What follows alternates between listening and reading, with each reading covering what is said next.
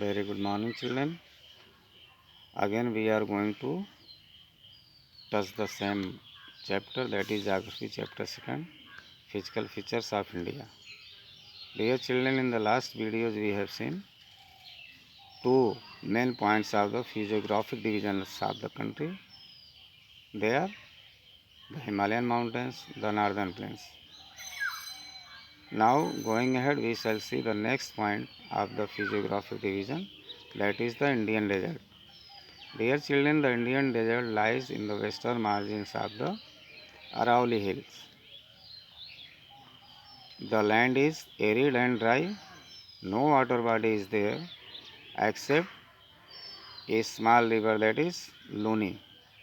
And Luni is also not an important river of the region. It is monsoon rivers.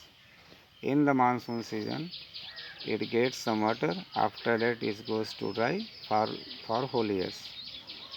The average rainfall is there 150 millimeter per year. It has low vegetation. No agricultural activity take place in this region except jawar and bajra. Cactus, thorny plants, acacia, these types of plants can be grown there. Rest part is extremely dry and arid. Now we shall see the next point, that is the coastal plains. Two coastal plains are there located in the country. One is Eastern Ghat and second is the Western Ghats. Eastern Ghats are located in the Bay of Bengal, whereas the Western Ghats are located in the Arabian Sea. Bay of Bengal is located in the southeast part of the country, whereas the Western Ghats are located in the southwest part of the country. These are the coastal plains of the country. Next, that is the island groups.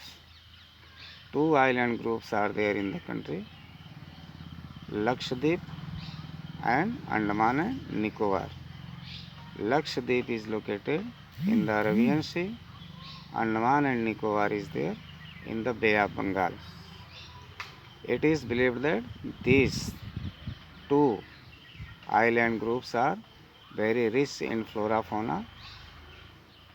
We can say the Lakshadweep island is more rich in flora fauna as compared to the Andaman and Nicobar island. We can say there is immense possibility in the future for the developmental activities in this country because of diverse physical features and variations of the country. So different types of landforms, different types of mountains, different types of ranges, islands, deserts we have seen through this chapter. You will do map activities and other diagram will be provided to you. Many of the tasks have been provided already to you. According to that, you will be going ahead, do study and be serious regarding your task. So I hope we will meet again recently in the future. Till then, goodbye.